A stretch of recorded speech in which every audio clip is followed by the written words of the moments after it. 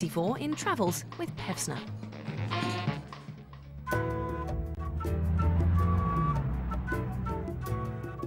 Between 1949 and 1974, Professor Nicholas Pevsner, a German émigré art historian, toured the counties of England, compiling a 46-volume guide to every building he thought was of interest, from Stonehenge to Centre Point. What's happened to that tower? That upper part is sitting at an angle on the bottom. Pevsner's guides, regularly updated, are unique. Nothing quite like them exists anywhere else in the world. Well, now for burial. Mind that dog. In this series, 6 contemporary travellers take to the road, with Pevsner's Buildings of England as their guide.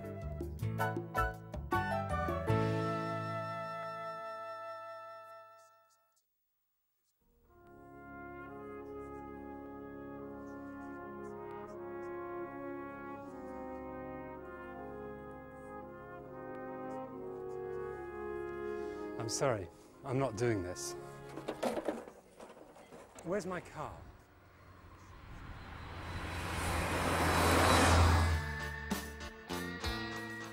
Dorset is not a large county, nor is it a populous one. It has indeed never been in the front rank since the heroic days of the prehistoric hill forts. But Dorset is not dim. Geologically, there is great variety, a sequence of hill masses and intervening vales, powerfully characteristic without exception. Within this setting, there are many villages of thatched cottages nestling in the valley bottoms, but few buildings of the first rank in size or importance in the history of English architecture. But again, though scale may be lacking, there is abundant character.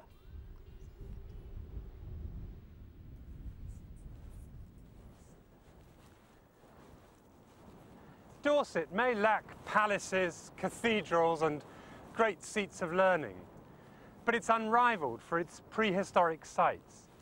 Great brooding places which still haunt the county from the chalk uplands. 100 years ago, Thomas Hardy hymned these Wessex heights as places for thinking, dreaming, dying on, where a solitary walker could escape the mind chains of society.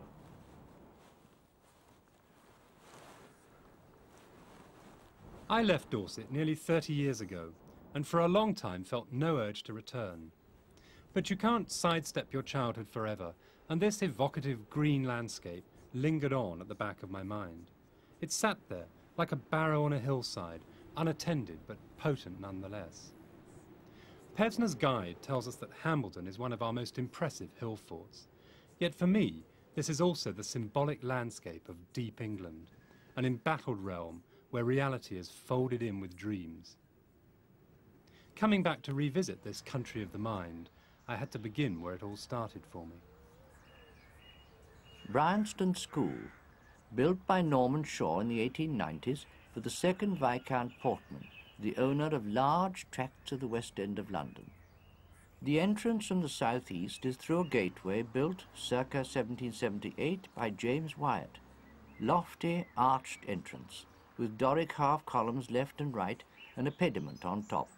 This puts one in the right frame of mind, and so does the mile-long drive through the woods. What is the right frame of mind here? For the guide, mood is a product of architecture and landscaping. But something else comes into play when a stately home is turned into a public school. The buildings and views may remain the same, but they now serve as cradles of consciousness.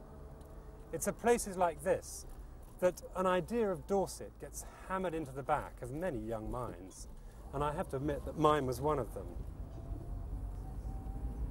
The drive at last sweeps round, cuts through the hillside, and suddenly emerges before the colossal geranium red and white mansion. What is remarkable is the way Shaw has been able to impart pomp and swagger to an essentially undemonstrative style. The materials are brick and Portland stone, the coins introducing even rubbed brick to alternate with the bulging cushions of stone. I was here at about the same time as Pevsner's co-author passed through, but I'm not so keen on this opulent box. Apparently Lord Portman found it oppressive too. Brought down to see his grandiose new mansion for the first time, he's said to have turned to his architect, Norman Shaw, and asked what it would cost to have the whole thing taken away. The interior is yet more overwhelming, both in size and by the way Shaw uses great areas of Portland stone. The front door leads into the great central saloon. This is at the same time a hall and a corridor, the focal point for all activity in the house, and a room organized with brilliant panache. Giant Ionic columns carry curved upper balconies, beyond which light enters from windows in the end walls of the main block. Central dome.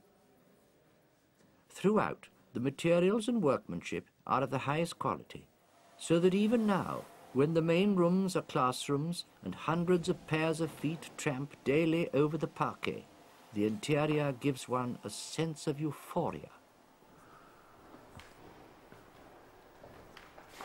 Now look, just look at these knees. I mean, that's how I remember Branston, not in terms of columns of Portland stone, but knees everywhere. There were Doric knees and Corinthian knees and probably Ionic ones too. I think there was a link between short trousers and the sort of progressive outlook of the school, but maybe that was all right in the 20s. And I know that in the 60s it had become a terrible embarrassment. I mean, imagine trying to listen to Frank Zappa with a pair of blue-grey short trousers on. Here's 1967. Now this is a year that I remember as probably fairly chaotic and disorderly. And I can actually see some semblance of myself there. I'm losing status at the high school. I used to think that it was my school. The Portmans lived in the new house for 30 years. It became a boys' public school in 1927. The architect who created this great bully of a building used Portland stone as if it were a mind-altering substance. But the school was actually founded on a far less pushy vision, no fagging or beating here, and boys were urged to see life as a dance, not a race. All the same, there was nothing better than a day out, even if you went no further than the town at the end of the drive. Blandford Forum. An interesting Georgian town. I thought the real world began here, but what was actually around the corner? An architecture lesson. The centre of Blandford forms one of the most satisfying Georgian ensembles anywhere in England. Not only was it built in a single campaign, but there is a distinct architectural flavour about the whole, the basic uniformity of design and materials being relieved just enough by spirited individual touches. The passing of the last 2 centuries has marred the picture very remarkably little. Blandford's worst enemy today is the main road traffic that grinds through it and brings a throng of signs at the very entrance to the marketplace. There's one thing you really have to know about Blandford Forum. This town was built by bastards. 2 of them, to be precise, John and William. One windy day in June 1731, Blandford was struck by a terrible fire. The whole centre was gutted in a few hours, and 400 families were left homeless. The bastards, that is, John and William, were local joiners and builders.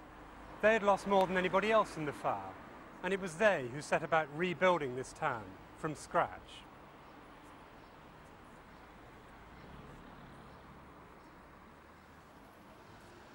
In the centre of the marketplace, the town hall, signed and dated Bastard Architect 1734 over the central window, a suitably municipal 3-bay facade. A broad but textbookish design, executed with as much carved enrichment as the textbooks allowed. I've never really looked at Blandford in Pevsner's way before. I remember it, cars and all, as a rough and ready country town with a diverse population. John Bastard's Fire Monument is still a focal point. Even if few people stop to read its dutiful commemoration of the fire and Blandford's phoenix-like resurrection. both recorded as awesome examples of God's work.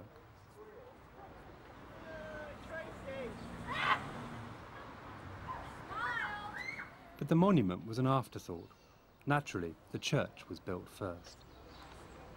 St. Peter and St. Paul, 1733 to 39, by John and William Bastard. A large church to demonstrate the self-confidence of the smitten town. The church is a noble and eminently interesting building. It has a high west tower with a top cupola, not by the Bastards, who had intended a spire. The interior is exceptionally fine. Giant Portland stone columns, unfluted, with Ionic capitals. The west gallery, with its nicely convex front and its fluted Ionic columns, is of 1794. I'm used to thinking of the Georgian age as a pretty dissolute time.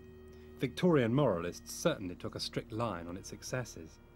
But that's not what you sense inside Blandford's church, where any of the tablets on the wall speak of the more self-denying Christian virtues, with modesty and simplicity valued above all. In memory of Christopher Pitt, Clerk, M.A., very eminent for his talents in poetry and yet more for the universal candour of his mind and the primitive simplicity of his manners, he lived innocent and died beloved. I wonder if they'll say that about any of us.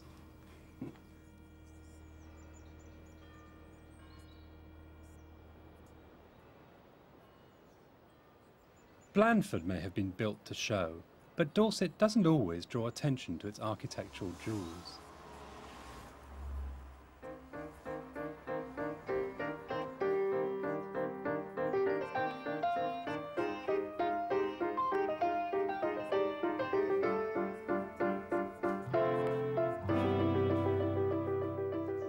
Chettle House, the plum among Dorset houses of the early 18th century and even nationally outstanding as a specimen of English Baroque. Built for George Chafin, who held the post of Ranger of Cranbourne Chase. For his architect, he chose Thomas Archer. The house is built of red brick, like most others of any pretension in northeast Dorset, with dressings of Chilmark stone. It is a 7-bay block plus round-cornered end bays. Giant brick pilasters articulate both facades. They have exceedingly odd capitals, grooved and tapering upwards. How do you stop a Dorset plum becoming a prune? It's a real struggle. Much of this house has been turned into flats, and the steadfast owners had to convert himself into a full-time handyman. Good afternoon, Patrick. Good afternoon. Nice Do to meet come you. in. No wrinkled retainers here today. Apparently Chettle once ran a staff of 16. The great thrill of the interior is the entrance hall on the east side, 2-storied with the staircase in it, which rises in 2 flights against the left and right walls, turns and joins at a balcony. Yes. And then comes out as a balcony, if I'm correct. Is that right? Yes, I see. Yes, we go into what is really a typical Archer room with its rounded corners. It's I'd say. almost completely random. It's like an oil drum or something, isn't it? Yes. In shape. How do you keep the place running? We do the plumbing, repairs, the glazing, the painting, the windows, the decoration. You do these yourselves? Yes. The curtains. We don't make the carpets or the furniture, but I think that's about, otherwise we do about everything else. And the garden is yours as well? The garden, we do all the garden, yes.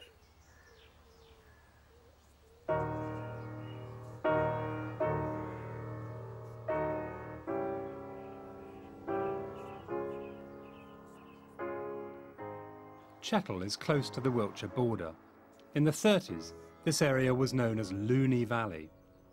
Squirish eccentricity has long been part of life's rich pattern in the Kingdom of Wessex, but there are some country houses in North Dorset where aristocratic dottiness has revealed a darker side. Hinton St Mary, pretty, trim village with 2 special houses, stone like the rest, but typical of early 17th and early 18th century vernacular. Hinton St Mary once belonged to the Freaks, that is F-R-E-K-E.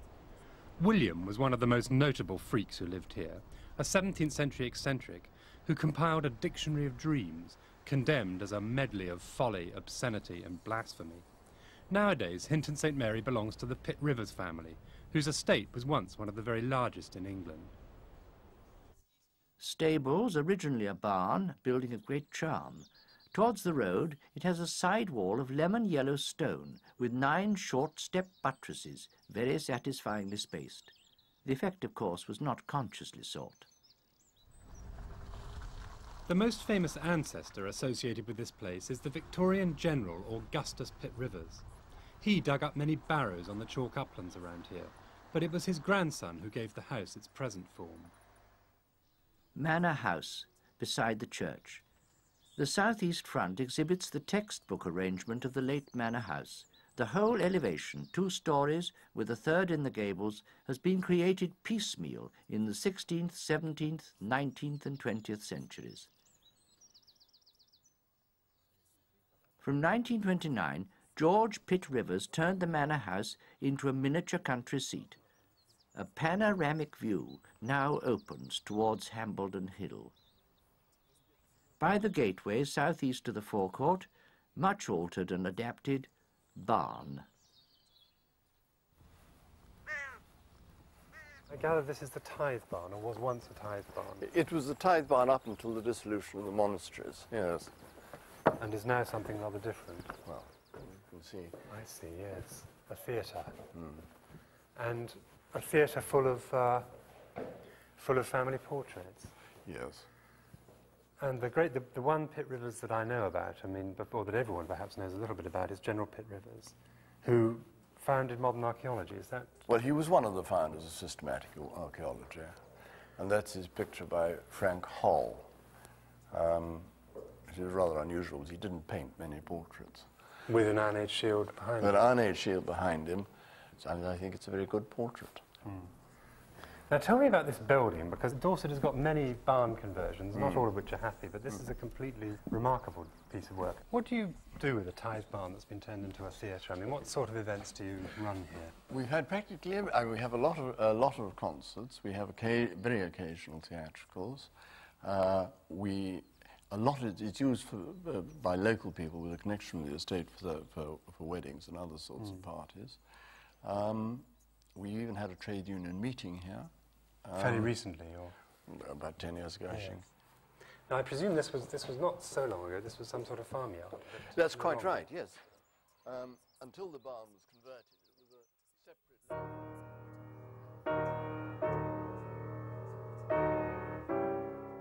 We're in King Alfred's Wessex here, so it may be fitting that this converted tithe barn still feels rather Saxon to me. But there's a whiff of the Bavarian hunting lodge about it too. Look at those sconces. The man responsible for the barn conversion, George Pitt Rivers, launched his own Wessex Agricultural Defence Association to champion the cause of English agriculture. Yet this campaigning squire was also openly anti-Semitic. He saw the urban population as degenerate parasites, and, as his son told me, he was an enthusiastic advocate of eugenics, the so-called science of racial improvement. This is George Pitt Rivers, who... That's right, my father painted it in his drawing room. By Chevalier de Bouvard, who I believe was the Austrian court painter at the time.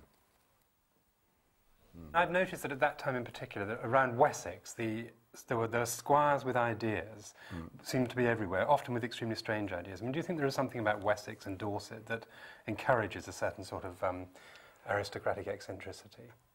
No, I mean, I put it like this, I think it's the other way around. I think nothing encourages eccentricity more than a reasonable holding in acres. You can indulge your views, however eccentric. I mean, I think it's much more difficult for the rest of us who have had to earn a living, you know. Eccentricity is an expensive option.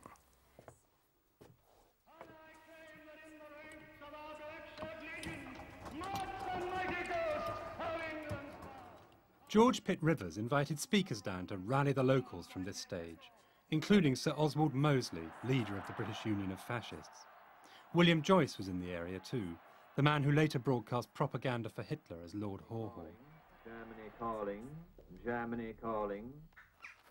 By the time the war came, local gossip claimed that Pitt Rivers had planted arrows in the corn to guide the Luftwaffe's planes. In 1940, he was interned as a suspected Nazi sympathiser. That was a long time ago, and it may be too easy to stand in judgment over the political follies of an earlier age when we hardly know what to make.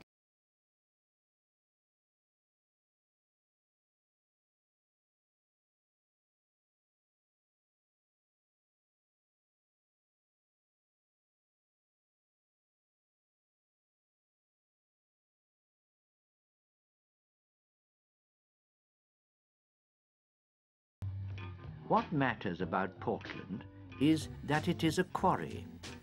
The excellent properties of the white limestone, soft enough to carve but exceedingly durable, were first widely appreciated in the early 17th century. Charles I operated a royal monopoly, managed by Inigo Jones with great rigour. At the end of the century, Wren's St. Paul's Cathedral was faced throughout with Portland stone, and it must have been this which created a countrywide demand. The demand has never slackened, and in the 19th century, convicts were introduced to supply it.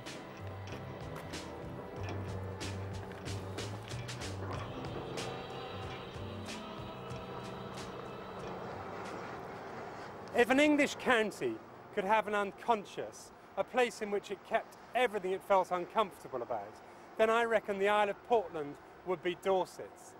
This is a place of raw material, but it also is characterised by things that don't really sit easy with anyone's idea of the idyllic English landscape. That's not to say the people of Portland are blind to beauty. They may still export their native stone, but they kept enough to build this. St. George, Reform. The most impressive 18th century church in Dorset, partly owing to its solitary position, partly owing to its singular and by no means faultless architecture. The faults are those of a local mason, Thomas Gilbert, who designed it and built it in 1754-66, but his conception has true grandeur. St. George is a large church with a kind of abortive dome over the crossing. The result makes a masculine show, to quote Vanbrugh.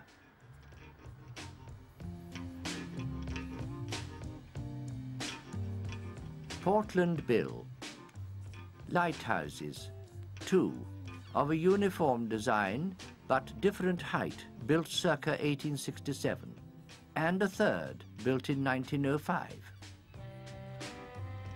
No landscape of the unconscious would be complete without a lighthouse, and Portland Bill has 3 of them. At the top, and now devoted to bed and breakfast, is the one that belonged to Mary Stopes, the pioneer of birth control who came here for the fossils. From here you can see another, now a bird observatory. That's the one I remember.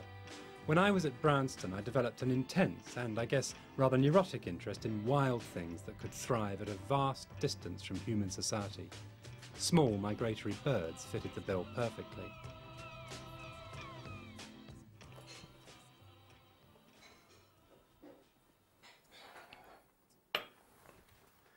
Oh, good morning. All right. Yeah, very well, thanks. Lovely morning, isn't it? That's a It fresh is. tomato from the greenhouse. And a Portland kipper, Oh, I yes. guess. Oh, Yeah. yes. Yeah. Tell me, I've been struck by nothing but lighthouses down here. This is the 3rd that I've seen. Everybody says that. Yeah, I bet they do. There's nothing else to say about Portland Bill immediately. It's what you see. Oh, it is. It's beautiful. Yeah, that too, I agree, yeah. After North Dorset, it's almost a shock to come across a landscape that owes nothing to the picturesque. Beautiful or not, I like Portland Bill for its makeshift, undesigned quality. It's more like an avant-garde art installation than a traditionally scenic kind of place. This is architecture as clobber, bits and pieces that seem to have been dropped here almost by accident. There's no beach here, but that hasn't stopped the people of Portland erecting beach huts. They're a rugged lot by all accounts, indigenous rock hewers who have long put up with patronising incomers, wondering if they aren't a bit inbred and more than a little superstitious too. things, underground mutton. What else? I've heard underground lop mutton. ears. Yeah, those furry things. They get underneath the ground and they loosen the soil and they could cause accidents. And then So if you they've got a stack your pile of stone. stones, you see, Yeah. they could loosen those. and So be people had dangerous. every reason to be pretty Oh, worried about it. very Oh yes, superstitious. yes. So You we, know about that. we never mentioned the word. We can call it anything else by that, can't Because the quarryman would not work if it, years and years ago. If Yes, it was if they mentioned. saw And the one. fisherman would not go out with fish. If they saw a rabbit. Yeah, well, if you sorry, if you a talk about furry it, thing. we? You said it.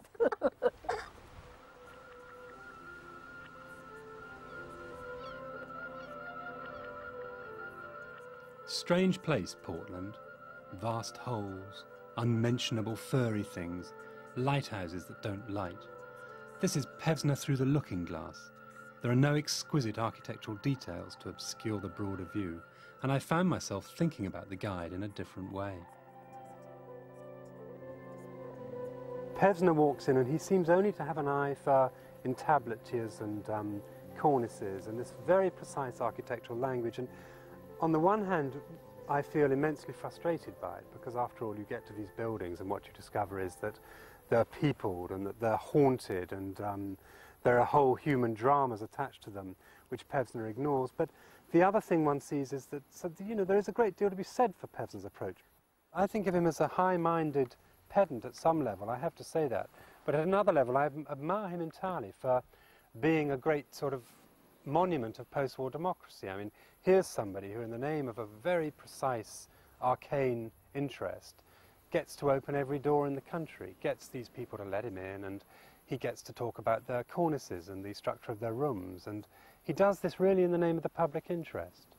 And we now live in a situation where everywhere you go, particularly in this part of Dorset, all the old institutions of the public interest are collapsing, and maybe the architectural description is the last monument of post-war optimism and, this particular idea that for the public you did things.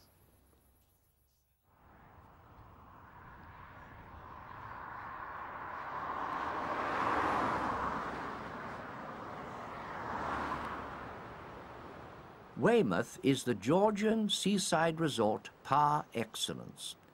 Has any coast town a more spectacular seafront than Weymouth? The terrace is continuous for half a mile, fronting the expanse of Weymouth Bay. George III paid his first visit in 1789 and came regularly until about 1805. The court brought the place prosperity, and the king could not help but give it a cachet.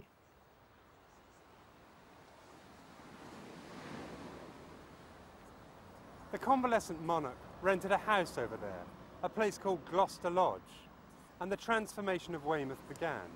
One year, this beach was apparently being used as the town rubbish dump. The next, it was being reconceived, reimagined, and even rebuilt as the English Bay of Naples. Grand tour imagery had been brought home to Dorset. One must, of course, begin at the statue of George III, which faces up the esplanade at its south end, standing as a patron saint, as it were, at the entrance to the old town. The statue is of Code stone, erected in 1809, and has, since 1949, been painted, most successfully, in naturalistic and heraldic colours. When the guide reaches a place of any size, it invites the reader to join in a perambulation, a bracingly high-minded saunter in which we wince at eyesores and pay our respects to civilization as our ancestors knew it. Gloucester Lodge, built after 1780 for the Duke of Gloucester.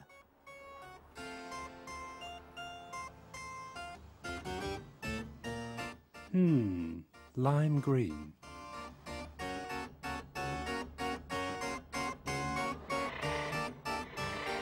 Where do we go from here? Not down there, I hope. Those must be the bow-ended stucco blocks of Statue House and its companion at the entrance to St Mary Street. And they certainly do. Make a delightful group with their shallow segmental bows and mansard roofs of circa 1815. What's that one? It's got bats all over it, and it's not even in the book. Past the 17th century stone gable of the Black Dog Inn.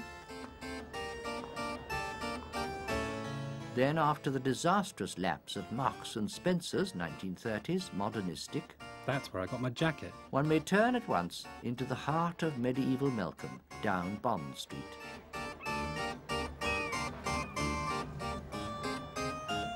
Times. They've changed a bit since the guide passed this way. Lower Bond Street. Here too nothing needs special comment. White Hart Inn. The guide says it's the most substantial relic of the 17th century town. Now next to a car park. There's a dangerous logic to this perambulating business. Judge a town like Weymouth only in terms of its old buildings, and the people can easily seem just to get in the way. I think I might have been better off on the beach.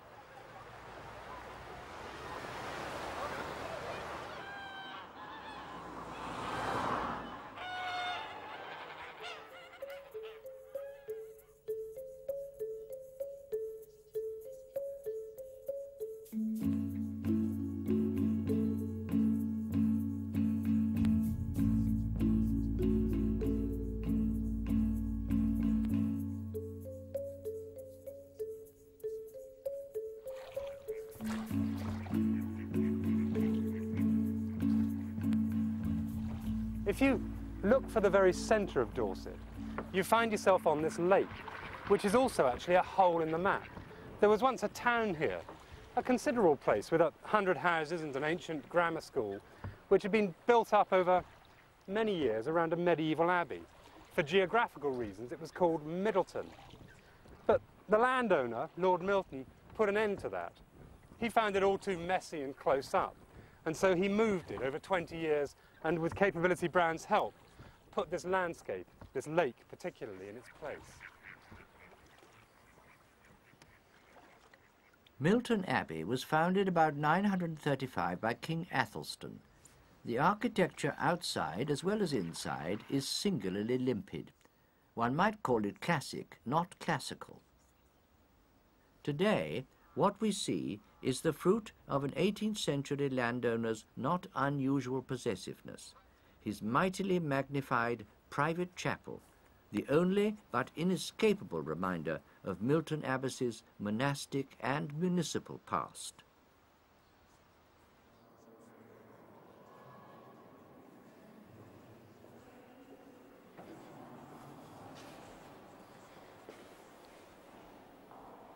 Here's the man who did it. Lord Milton came here in the 1760s with a large fortune made mostly through money lending in Ireland. It took him 20 years to move the town from his view, 20 years of litigation. He even had to cook the history books to establish his right to do it.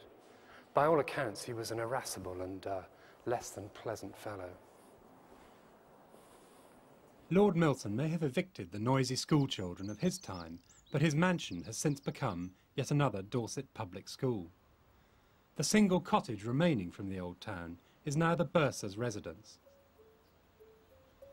The model village Milton built to keep his workers out of sight is tucked away around the corner.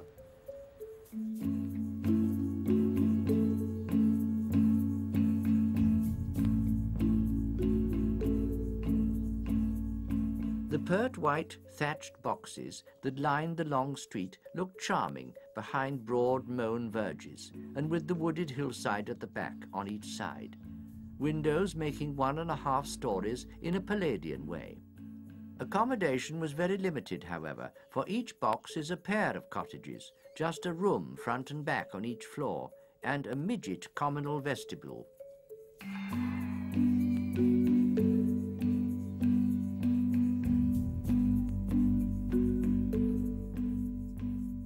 The cottages were designed by William Chambers and built in 1780, an early example of picturesque planning. There seem to be a lot of for sale signs up at the moment. I gather that half a box goes for £80,000 nowadays. This one has bigger windows than the rest. Apparently it was where the tailor lived. I've often wondered what they're like inside. You've got good, bright, light room in here. I mean, yes, it's lovely and light in there. I'm surprised, but it doesn't look as if it would be from outside. It's not nearly as light in here. No, that's true. No, we've only got the one little window, you see. And when the council came along and said we're going to have some council houses here, which is, you know, in the 50s or whenever, yeah, I gather a lot of people were content to move. I mean, they were traded in these places for those. Yes, I've actually heard people saying that they were much happy to go up the top in the council house and then live in the mud hut here. Because in this little valley it does get very damp. So, yes, they were glad to move, most of them. It's always been a tricky business fitting the council house into the picturesque land of the cottage. The other thing people need in a rural county like this is work. Slape Manor, 5/8 of a mile south of Netherbury. Early Georgian stone north front. The basic formula is made memorable by the eccentric window spacing and the bullseye in the pediment. Nice house, but there's something else at Slape that Pevsner missed. I'm more intrigued by the building at the end of this lane. This place once stood at the heart of an ambitious attempt to revive the rural economy, provide work, and prove that the countryside could survive as more than a merely scenic resource for the urban visitor.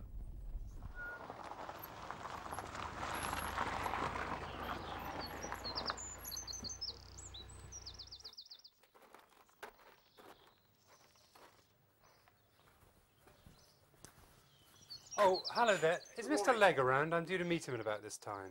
Oh, you mean Wacker? Wacker, is yes. that? Yeah, maybe that is. Yes, he's over there. Okay, where they marked lovely. Thanks a lot.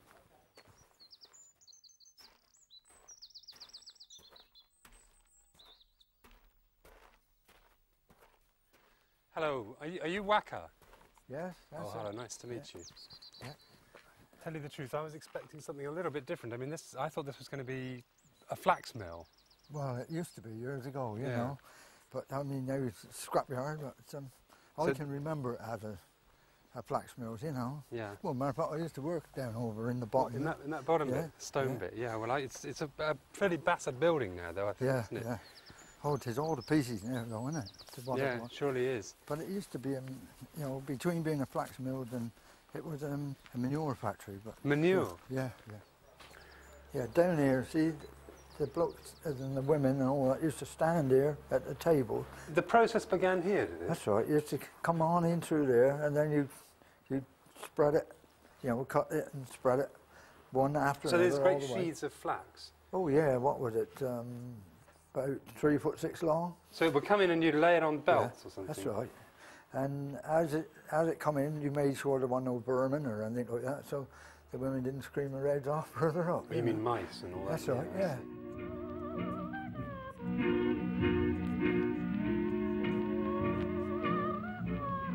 And you had a lot of land girls here, I think, is that right? Yeah, oh yeah, but they done most of the work outside, you know, out in the rick, sort of. I've heard stories that I could hardly believe about French letters being blown up and tied to the barn, is that right? That's right, yeah, I can vouch for that, yeah. Who did that? Was that the land girls or well, the men? They always got the blame of it, anyway, we'll say that. Oh, anyway. I see. Yeah.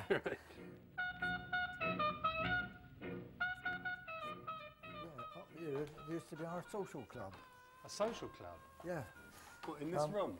That's right. My I goodness, mean, mostly of the youngsters, you know, and there used to be sort of curtains and stuff up, and they used to, well, like Clinker's concert party people. Do you remember the songs? There were Slape songs, I think. Flax, flax on your back. Here's to the flax we wear on our backs. I've heard some words. No, I can't remember that one, but I can remember a part of one. Yeah, deceding in Scotland all done. Many a heart's been broken down at the old flax mill. Many a good girl been ruined. Who will pay the bill? But I mean, that's only parts of it, you know.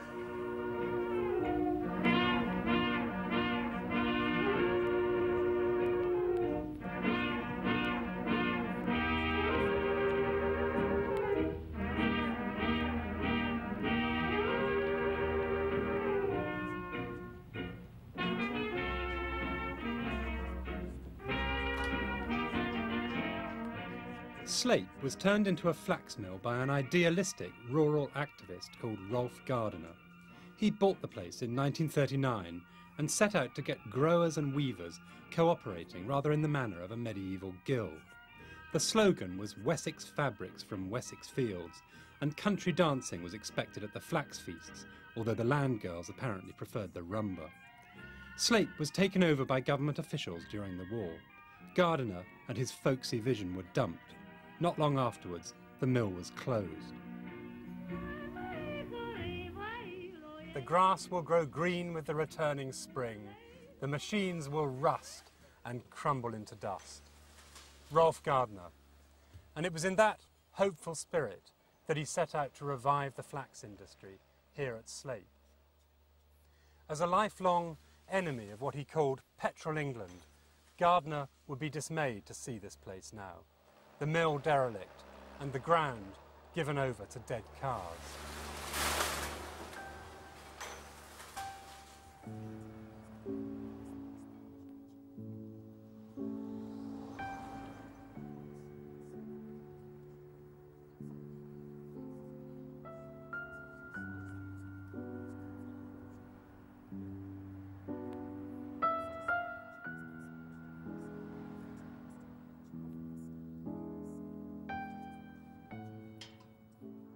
Winterbourne Thompson is a gem of a village church, sufficiently different from others to arrest attention at once and with an interior which fulfills all one's expectations. Nave and chancel in one and with an apse of the same height. Over the west end, a sweet little weatherboarded minimum bell turret. The apse is Norman. The rest is Norman too. The interior has most of its old furnishings under its charming plastered wagon roof, whose arches include the apse, where they are set radially. This building feels surprisingly modern in its simplicity. I really like the restoration too. It was done modestly and without obliterating the signs of age or decay, which mark the difference between a genuinely historical building and an overworked period reproduction. But even so, there's a rather sad sense of afterlife here. This is a posthumous church, no longer used on a regular basis.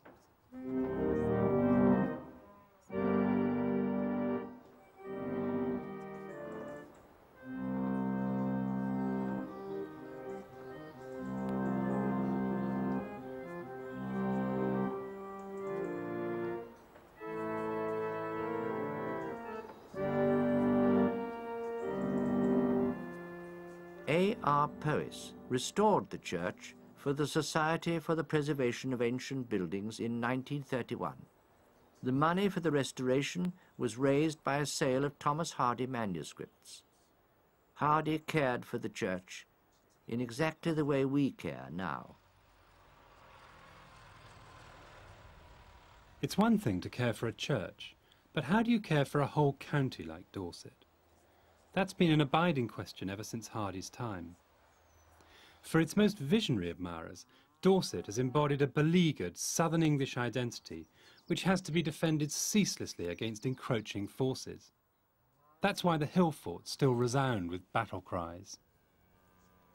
Give it to us forever, take our hints, knot up its roads for us, sharpen its flints, pour the wind into it, the thick sea rain, blot out the landscape and destroy the train. Turn back our folk from it, we hate the lot. Turn the American and turn the Scot. Make unpropitious the turf, the dust.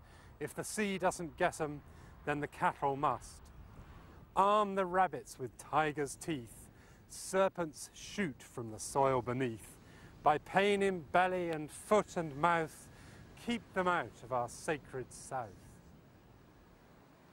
When Mary Butts wrote that poem before the war, she was one of many who cherished this coastal landscape as the very best of England. Flowers Barrow, an Iron Age hill fort. In 1744, it was recorded that coastal erosion had affected part of the site. Earthworks now cover about 15.5 acres.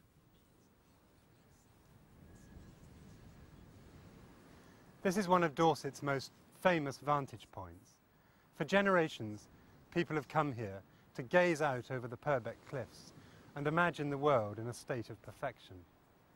Half of Flowers Barrow may have tumbled down into the sea, but it's not just physical erosion that has worried the admirers of this landscape. Here, the problem is quite different, namely the tank.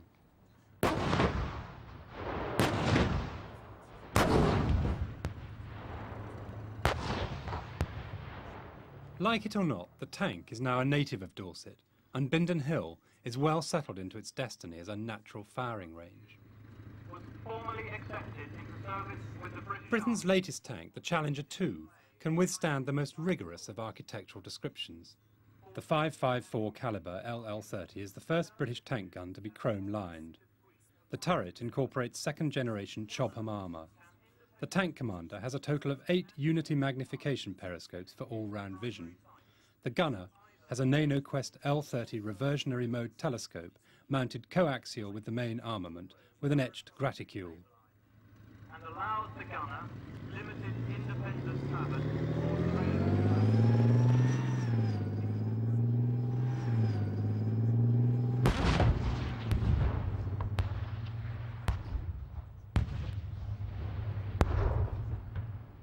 This is Dorset's new Iron Age. The tanks of Larworth Camp have been here since 1916, and generations' worth of protest has failed to budge them. That concludes today's demonstration of Bridging for the 90s and the British Army's Challenger 2 tank, which we hope you have enjoyed. Adding insult to injury, the tank has become one of the county's main tourist attractions. Although I'm bound to admit that Pevsner would surely have preferred Larworth Castle just over the wall.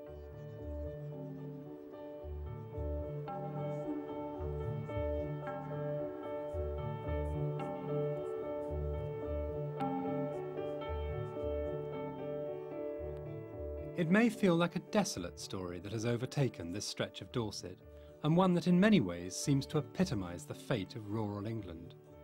But we don't live in a picture book, and reality is always more complicated than it seems.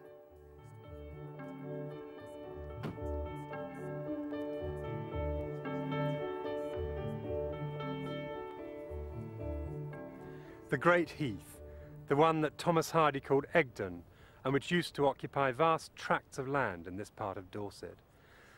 When the army took that over in the Second World War, there were people who thought that, once again, it was vandalism at work and that the place was going to be ruined. And it's true, there are some barrows that have disappeared and been used for target practice. But nowadays the army claims to have been looking after the heath all along. When they blast at the ground now, they're likely to say that what they're really doing is creating breeding grounds for dragonflies. Even the shell crater has been discovered as a habitat for rare plants to recolonize the landscape with. And there's some truth in the claim. That's the largest remaining tract of heathland in South Dorset. And if it weren't in the army's holding, it would, I think, have been broken up or used for forestry commission plantations, housing, you can imagine. So, ironically, the despoiler has turned out to be the saviour in this fallen world where the least worst is the best we can expect.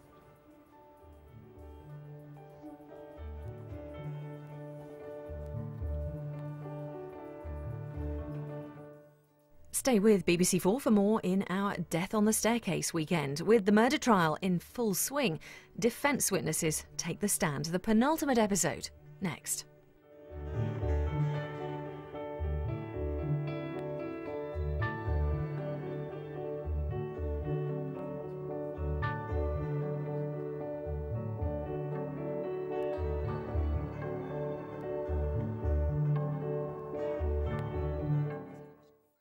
For the sake of your own happiness.